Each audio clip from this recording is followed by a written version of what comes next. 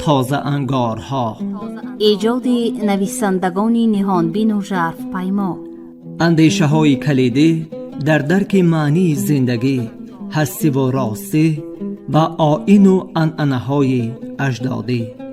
تازه انگارها، ظهور آفریده های نوین و بهین ادیبان فلک سیر از رادیوی فرهنگ.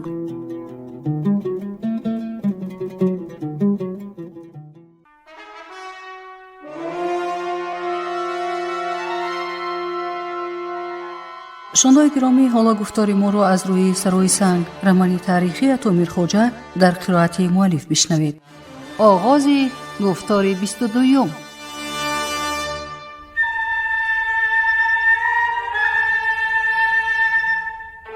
از کمینگاه قبادخان حرکت هر یک زن در بیرون و درون حوض روشن نمودار بود. او از زیر بوته قات سیرشاخ و برگ میوه اش جالباران آنها را با دقت نظاره میکرد. انگار شکارچی دم به درون زده گله آهوان را با نگاهش تعقیب می نمود تا در لحظه درکاری کلنگ کمان را به خطا زیر کرده تواند. پدرش هفته دوم باز او را نظربند کرده است. اگر داند که به خانه اشرتی قدم گذاشته است، تمام، کپه اش دود می کند. اما قبادخان یک روز بدن زن را نبیند، آرام و قرار را از دست می دهد.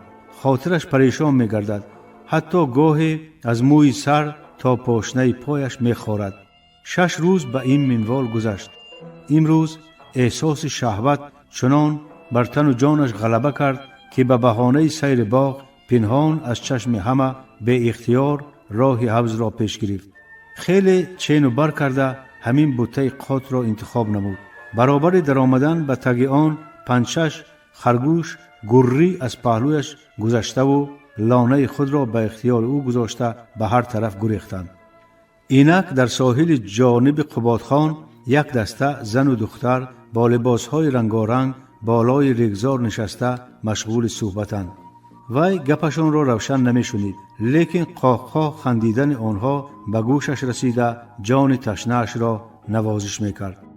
مدت پس 4 دختر لباسشان را روی ریگ هوا داده لوچ مادرزاد با شبخون خود را به آب انداختند. از دیدن پیکرهای سفید آنها قلب قبادخان اول گویا از تپش باز استاد و دقیقه بعد چنان سخت زد که ضربه های آن را دقیق می شنید. دختران چابک دستک و پاچک می زدند، سبقت می کردند و به سر و روی همدیگر خنده زنان آب می پاشیدند.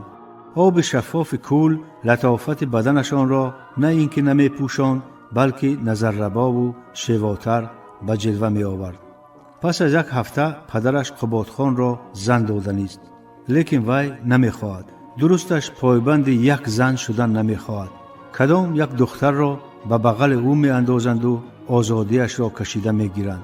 قبادخان می خواهد که شب و روز در حلقه دختران گلندام نارپیستان باشد، شراب خورد و مست و مخمور آنها را به کنار کشد، رویشان را بوید، بدنشان را احساس کند. نخواد پسر شاهی یک مملکت شده از چنین معجزه حیات محروم ماند. دختران قد و قامت و سینه های ترنگ خود را چمانده و لرزانده از حوض برآمده در روی ریگ به شکم دراز کشیدند. 2 زن کلانسال جانبشان دستفشان چیزی گفتند. آنها بلند خندیدند. قبادخان از تماشایشان هنوز سیر نشده زنان دیگر جانب حوض رفتند. از این دسته تنها یک جوانزن اوریان شد، دیگران با پیراهن به آب در آمدند. این جوانزن پوست سیاه رنگ، اندام پره، قد بلند و موی دراز غولی داشت. وقتی لباسش را برکند موی تا زانو بدنش را چون پیراهن پوشاند. او خرامان به آب در آمد و با حرکات زیبا آب را گویا منتدار کرده چون ماهی به شنا پرداخت. آنقدر آرام و زیبا قناتک میزد که گویا ارغشت میرفت. موی دراز غیر عادی گاهی از پیکرش جدا شده در روی آب موج میزد، گاهی به بدنش میچسبید و گاهی پریشان گشته ارغشت جوانزن را مضمون و معنی تازه میبخشید. پدر بی‌شفقتش قبادخانی از چنین نعمت دنیا سیر نشده را به حج فرستادنی است. چی ظلمه؟ یا زن میگیری یا به حج میروی. به یاد آورد او تاکید یوسف علی خان را. پسر مجبور شرط اول را قبول کرد. 20 ساله نشده ابلهی است حج رفتن. خودش حج رود. با نفرت از دل گذراند شاه بچه. به دامن 40 رسیده است. به جای اندیشه گور و قیامت در فکری به دست آوردن تخت شاهی است. گویا فرض مسلمانی به او دخل ندارد. حتی نماز نمیخواند. دختران دراز کشیده یک باره برخاسته از نو خود را به آغوش آب زدند. قبادخان از غلیان لذت و شماتت قریب فریاد میکشید، ولی در کجا بودنش را به یاد آورد و دمش را درون زد. خیریت خودداری کرد. یک لحظه بعد در پیش نظرش 2 زن شمشیردار پیدا شدند و به آواز از نزد کمینگاه او گذشته به لب جر رفتند. گریختن در کار. هراسان از دل گذراند قبادخان. او به عقب نگاه کرد. خود آنقدر شاخ و برگ زیچ داشت که معلوم نبود در پشت آن چی باشد. پیش رفتن برابر مرگ است. قبادخان بنلغجان عقبناکی خود را به گوشه مقابل رساند و شاخه را آهسته برداشت و راه گریزش را از نظر گذراند. بته‌های هر خیله و علف بلند امکان می‌دادند که ناعیان عرابه خود را بکشد. وقتی قبادخان به باغ کوشک درآمد، نفس سبکی کشید و آرام شد و جانب خانه رفت. پدرش با شخصی ناشناس سرگرم صحبت بود. چون پسرش را دید ناراضیانه گفت: در کجا می‌گردی؟ به سیر پشته برآمدم. سر پیش افکنده جواب داد پسر: این پسرم قبادخان به شخص ناشناس رو آورد شاه. خیلی غیور و به تدبیر است. مرد ناشناس ها بارک الله گویان چند بار سر جنباند و 2 قدم سوی قبادخان گذاشت و 2 زانو زد. السلام علیکم شاه پسر زیبا و با فر و نشان، گفت مرد. یزدان پاک افتخار را از سرت، اخبار را از درت، نگین دولت را از افسرت، بیم و ترس را از آب خنجرت برکنار نکند. سر بنده خاک در پدرت، جانم فدای هر تار موی سرت، ای عزیزترین عزیزان ملک شغنان. قبادخان که در عمرش چنین سخن ملیح و حرف صحیح را از کسی نشنیده بود، مات و مبهوت مانده چی کردنش را نمیدانست. به عمکت سلام نمیکنی؟ آواز پدر قبادخان را به خود آورد و او به مهمان دست دراز کرد. مهمان دست شاه بچه را 3 بار بوسید، 3 بار به چشم مالید و گفت: خدا را هزاران شکر و سپاس که مشرف شدم. قباد تو به خانه درو و نان فرما، ما بعد ترک می‌آییم. امر کرد شاه. قباد سر جنباند و جانب خانه رفت. مردی که با گفتار و رفتارش قبادخان را به حیرت گذاشت، غضنفر آشناست که ساعت پیش خود را به حضور یوسف علی خان رسانده بود. وقتی پاسبان به یوسف علی خان از رسیدن مردی به نام غضنفر خبر داد، شاه حیران ماند. او غضنفر را در ایام نورسیش در یارکن دیده بود و هیچ گمان نمی کرد که با او وامی خورد و آن هم در فیض‌آباد. چون از مقصد تشریف ناگهانش واقف گردید، بیشتر به حیرت افتاد. البته یوسف علی خان با جان و دل می‌خواست برادرش را نابود سازد و چنان که می‌دانیم به این مقصد کوشش بی‌نتیجه هم کرد، ولی به این طرز سهل و ساده حل گشتن معما را هیچ چشمدار نبود. وی می‌ترسید که نیرنگی در این کار نهان نباشد. تا فند نباشد در این کار، دنبال چی کند درون شدگار. هیچ باور نمی کنم که دیوان بیگی بلند پایه‌ترین منصبدار دربار خواستار نابود کردن محبت خان شده باشد. این بهترمالی چه غرض دارد؟ شاید خودش به تخت نشستن میخواهد. تصدق شاهم، قربان جد بزرگوارت که نمیدانم، اما آن که محبت خان خون مردم را از دم شمشیرش میلیسد مسلم و یقین است. جان کسی در امان نیست، نه از اکابر، نه از اساکیر، نه از دهقان، نه از چوپان. در شیوه کاروان اسیران را دریاب کردم که محبت خان به فروختن آنها در فیض‌آباد امر داده است. اسیران؟ شاه سخن غضنفر را برید. نخود چند نفر؟ از 100 زیادند اعلی حضرت. از جواب سوال دیده اعلی حضرت گفتن همصحبتش یوسف علی خان را بیشتر خرسند کرد. چه مرد خوش سخنی بوده است. از دل گذراند و برای گفت و شنید با دولتداران از این بهتر شخصی ندیدم. از 100 زیاد؟ خیلی خوب، گفت نیمغرمه شاه و لحظه پس افزود: یعنی خیلی بد. غضنفر چیزی نفهمید.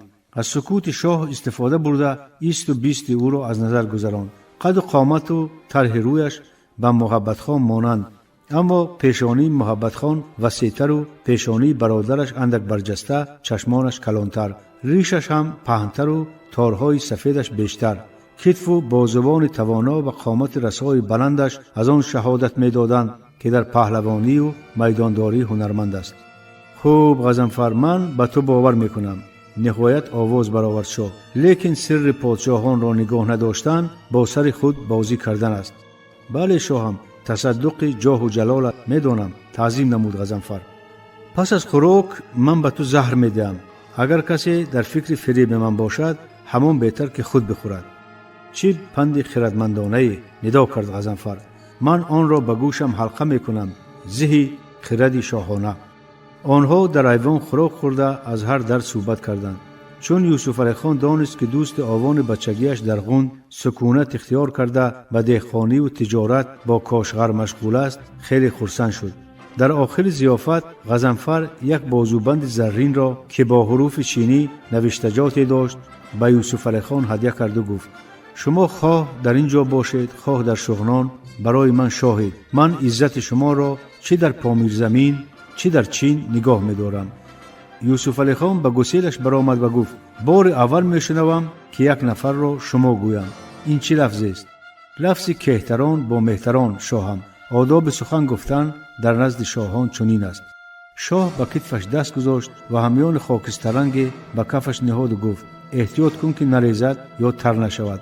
زهر مار در یک شبانه روز میکشد. راه سفید آب صاف. غضنفر تعظیم کرده به اسب بادپایش سوار شد و به شست رفت. شاه از دنبالش خیلی نظر دوخت و به ایوان برگشت و قباد خان را فریاد کرد. شاه پسر زود حاضر شد و منتظر امر ایستاد. دو ندیم را بگیر و گرمابه برو. فردا نکاح داری. این گپ چون تیغ تا مغز استخوان قباد خان را به درد آورده باشد هم سر جنباند و ایوان را خالی کرد.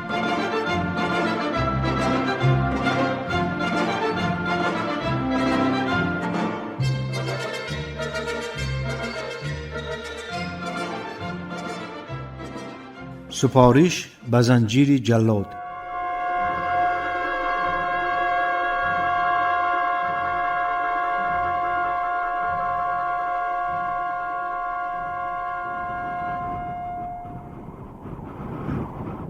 برف کلان چشم خیره کننده در چار سو سفیدی میزند. نه پشته، نه جریه، نه درخت، نه خانه. ایاس آنگونه زمین را پخش کرده است که جرنگاس پست طولانی حضور آن را شنیده ممکن. از کجای آواز خسته پیرانه به گوش محبت خان می رسد. به همان جانب می رود. آواز روشنتر می گردد. محبت خان می بیند که پدرش تا میان در برف غرق شده فریاد می کشد: نامم چیست؟ از چار طرف به سر رویش غندال ها می ریزند. آنهایی که او را می زنند نمودار نیستند. خنده های مسخره آمیز در فضا طنین می اندازند. برابر صدا دادن آنها عبدالرحیم خان به خود می پیچد و جان حول فریاد می کشد: یاری دهید، نامم را فراموش کردم. دل محبت خان به حال پدر می سوزد. فریاد می کشد که نامت عبدالرحیم خان است. ولی موسفید نمی شنود.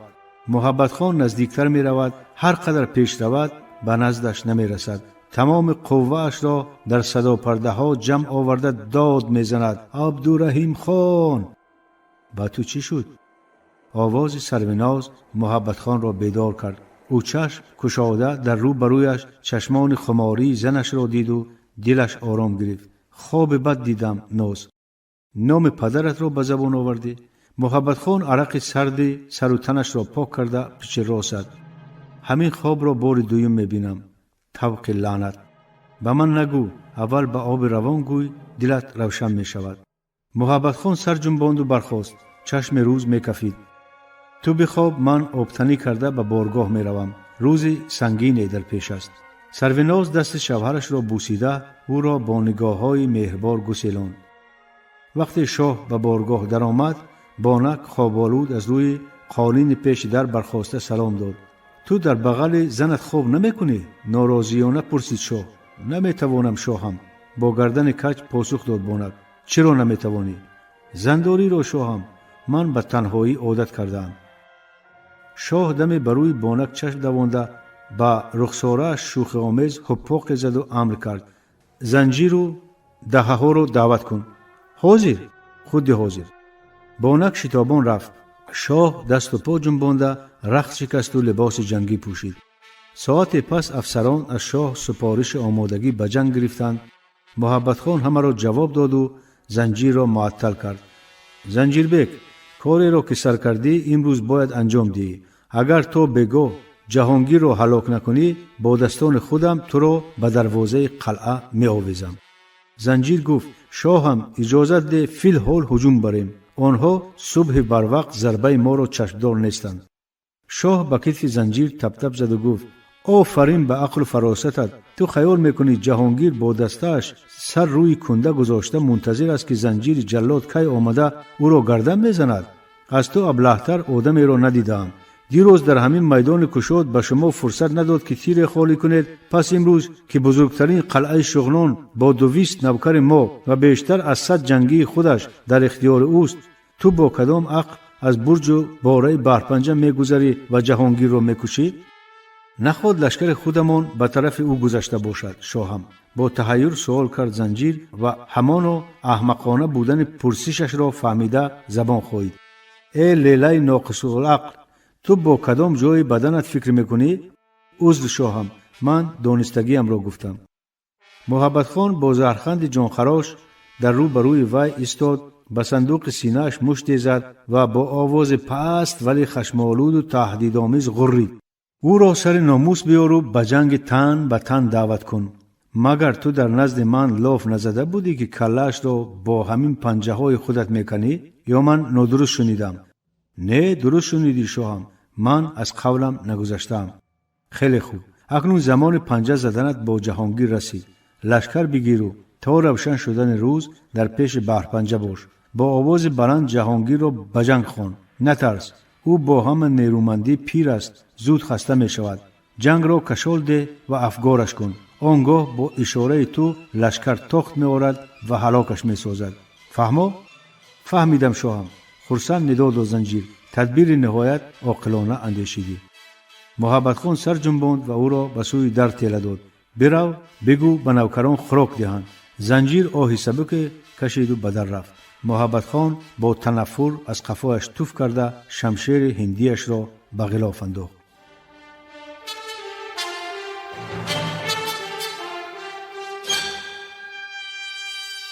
زخمی شدن جهانگیر.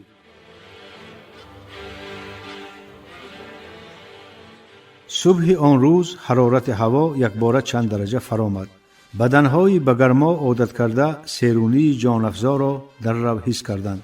جهانگیر دریافت که ماهی ناشپز برای خربزه پز جای خالی نموده است. از هوشیارخوابی شبانه سرش کمی گیج پاسبانان را عوض کرد و امر داد که همه به محاربه آماده شوند.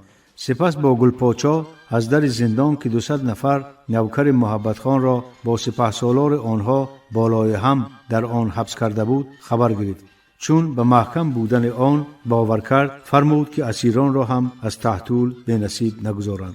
بعد با ملا خشال و میرزا عزیز وضو گرفتند و نماز گذاشتند. پس از نماز مغز سرش روشن گشت. او به پا و سر میرزا عزیز مرهم مالیده از نو بست و گفت پهلوان حقیقی نباید به درد تن دهد. شاخ برزگاو را میکنم، گفت میرزا عزیز. صحتم بابا. صبح ندمیده جهانگیر دستش را از قلعه بحرپنجه بیرون آورد. برای محافظت آن 15 نفر را موکل گذاشت. یک سواره را به دیمرغان، سواره دیگر را به سرچشمه فرستاد تا از آغاز جنگ با لشکر شاه مردم را آگاه نمایند. به باغ کلان رسیده بودند که لشکر شاه نیز از سرای سنگ برآمد. محبت خان ترسنبای نام افسر جنگ دیده را فرمانده سپاه تعیین کرده بود. خودش به طبقه دوم برآمد تا حرکت لشکر را نظاره کند. نه محبت خان نه ترسنبای هیچ گمان نداشتند که جهانگیر با دسته نه آنقدر کلانش از بحرپنجه برآمده راه سپاه را در نزد سرای سنگ میگیرد. بنابراین ترسنبای برابر دیدن شورشگران چی کار کردن را ندانسته امر داد که سپاه بیستد. جهانگیر چون سپهدار پرتجربه میدانست که اگر دشمن راه قلعه را بگیرد دسته او به محاصره میافتد و محاربه به درازا کشیده شاه برتری پیدا می کند. وی راه‌های یاری به شورشگران را قطع نموده آنهایی را که جهانگیر و همراهانش به خاطر حمایه منفعتشان به دست سلاح گرفتند ترسانده و کشته دسته او را اول روحاً بعد جسماً نابود می سازد. محبت خان از بالاخانه سپاه جهانگیر را دید و از غایت غضب به گردن پنجه همراهش مشت فراورد. او با علم می دید که چگونه جهانگیر نقشش را در آغاز حتی گفتن ممکن که آغاز نکرده برباد داد. اکنون تمام امید به زنجیر دیمرغانی است. زنجیر هم به لعب و درنگ اسب به میدان مصاف جهان در مابین آن ایستاد و فریاد کشید: ای جهانگیر پیر ناشود، مردی از تو و نامردی از من، به میدان برآ. جهانگیر زنجیر دیمرغانی را چون به آن هیبت و صلابت دید گفت: این آقی پدر کندبون هم زن شاه را گرفت و میداندار شد، ساعت مرگش رسیده باشد. کسی این گپ را شنید از خنده خودداری کرده نتوانست. زنجیر همانو داد میزد: ای جهانگیر بی جان و بی مدار، مبادا نامردی کرده کسی فرستی. من به جنگ تو آمده ام، اگر چیزی از مردی در تنت باقی مانده باشد برآ. چند نفر خواستند به میدان برآیند، ولی جهانگیر اعتراض کرد: اگر کسی از شما به میدان رود این فرومایه گمان میکند که من ترسیدم. از این تمام لشکر شاه روح بلند میگردد. جهانگیر پیاده با شویزن و شمشیر به میدان پای گذاشت و در برابر زنجیر ایستاد. زنجیر شمشیر برکشید و به سر او اسب ماند. جهانگیر با شویزنش به سر اسب ضربه زد و خود را کنار گرفت. اسب از شدت درد چند بار در گرد خود دور زد. زنجیر با علاج جانور را آرام کرده بانگ زد: تو به جنگ من برآمده ای یا به جنگ اسب؟ نخواستم که در هجوم نخست جانت را بگیرم، ناجنسی خیانتکار. زنجیر به پهلوی اسب مهمیز زد و به سر جهانگیر راند. جهانگیر شویزنش را برداشت و حین اسب به او برابر شد به دست شمشیردار زنجیر ضربه زد. وی درد یافته باشد هم شمشیر را نگاه داشته توانست. وقتی اسب 10-12 قدم آن سوتر ایستاد، جهانگیر گفت: امکان میدهم که یگان کس را به یاری دعوت کنی. دو دسته که کار از تو نبرآمد، یک دسته چی میکنی؟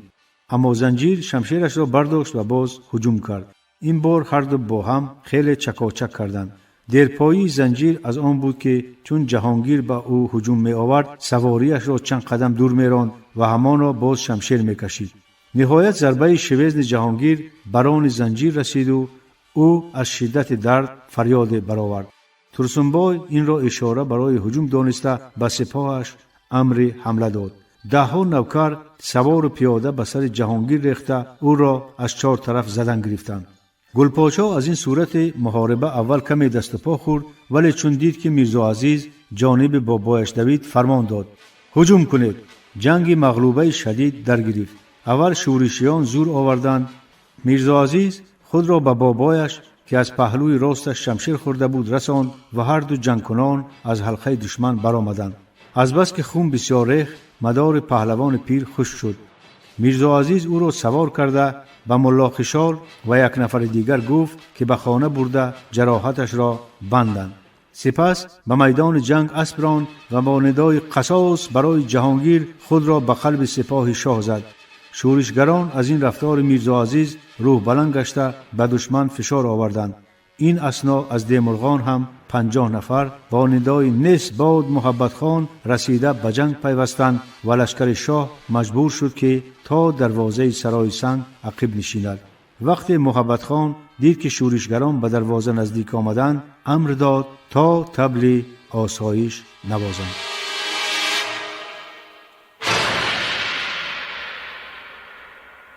جنگ بازی.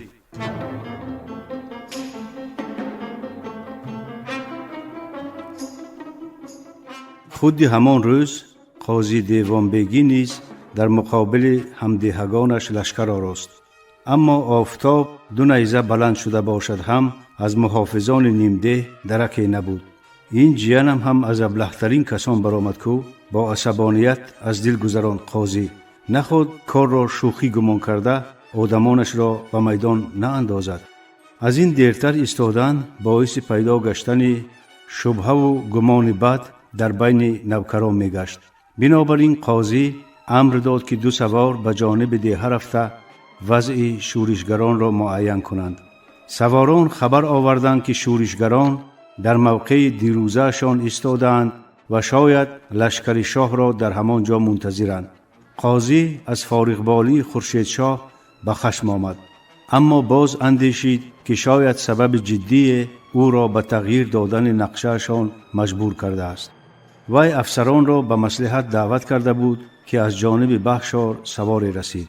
صاحب عرض کرد سوار، جهانگیر به قلعه هجوم کرد. شاه به تو دستور داد که کار اینجا را زود تمام کرده به دربار برگردی. به شاه بگو که امرش را اجرا میکنم، پاسخ داد قاضی. سوار رفت. قاضی به اندیشه افتاد که چی کار کند. اگر جهانگیر پیروز گردد به جنگبازی او در سرچشمه حاجت نمیماند، لیکن اگر شکست خورد مجبور است تا رسیدن دستور یوسف علی خان با جیانش موش و گربه بازی کند. جان شاه در خطر است، گفت قاضی. تا پیشین صبر میکنیم. اگر یاغی ها قلعه را به محاصره گیرند ما به آنها از قفا ضربه میزنیم. دیوان بیگی بسیار میخواست داند که برای چی برادرزاده اش به جنگ او نآمد. از این سبب به سپاه دستور آماده باش داد و خود با 2 نوکر راه نیمده را پیش گرفت. به طلایه رسید و طلب کرد که خورشید شاه را به گفت و شنید دعوت نمایند. چند دقیقه پس خورشید شاه مسلح با کمان و شاف خود ساخت به قاش زین آویزان در روبروی عمکش قرار گرفت. تو برای چی عهد را ویران کرده نآمدی؟ به سلام و مقدمه پرسید قاضی. تو گمان داری که من به گبت باور کردم؟ جنگ میخواهی؟ هجوم کن، پاسخ داد او. گوش ده محمد دانای مغرور، تو با چنین رفتارت جان تمام مردم سرچشمه را زیر خطر میگذاری. با کدام عقل لشکر شاه را به درون دیه میکشی؟ میدانی اینها با زنان و دختران ما چی میکنند؟ من یگان نوکر کوسه تنگ چشمت را به دیه راه نمیدهم، فهمیدی خائن؟ چی گفتی؟ به گوشهایش باور نکرده پرسید قاضی. خائن، وطن فروش، بیناموس، داد زد خورشید شاه. بزدل خدازده، خطاب کرد قاضی. من دیروز مگر با دیوار گپ زدم؟ تو ترسیده از دیه بیرون نآمدی. برای آنکه ترسو بودنت آشکار نشود اکنون مرا خائن و بیناموس برآوردی. تویی که به مردمت خیانت داری، نه من. عقلت را به سر بگیر و فردا دستت را به جای بیار که مصلحت کردیم. تو در حقیقت گمان میکنی که من ترسویم؟ فردا میبینیم. بانگ زد جوان مرد و سر اسبش را گردانده مهمیز زد. نوکران چیزی نفهمیده با اضطراب برابر سوال کردند. این مرد چی میگوید؟ میگوید که فردا هجوم میکنند. قاضی و همراهانش به اردوگاه برگشتند. رها فکر کرد که اگر در جای خورشید شاه می بود او هم چنین رفتار میکرد. در هر صورت یک روز جنگبازی به آخر می رسید و قاضی نریختن خون را فال نیک گرفت. او برای فهمیدن وضعیت نوکری را به بحر پنجه فرستاد و خود به کپه‌ای که برایش در لب رود ساخته بودند به استراحت نشست. پس از ساعت نوکر فرستاده برگشت و خبر آورد که محاربه در نزد سرای سنگ به وقوع پیوسته، از 2 طرف چند تن کشته و چندین نفر از جمله پهلوان جهانگیر زخمی شدند. از شنیدن این خبر ناخوش دیوان بیگی به تشویش افتاد، زیرا اگر جهانگیر از بازی برآمده باشد اجرای نقشه او زیر سؤال میماند. در این صورت برای نابود کردن محبت خان تدبیر نو باید جست. شیرین بیگ دیر باید 2 روز پس پیغام یوسف علی خان را به او رساند. برای آنکه در دل محبت خان شبهه پیدا نگردد فردا کار باید کند که به دل شاه راه یابد. دیوان بیگی تا رسیدن شام در لب رود 5 قدم زده طرح عملیات من بعد را در ذهنش کشید.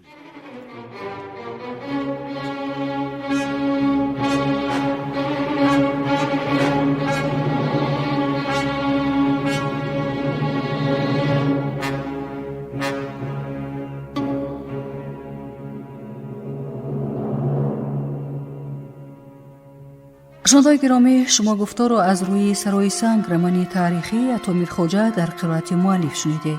انجام گفتار 22 برنامه را برایتان کارگردان زبدای محمد آماده و پخش کردند. شاد باشید.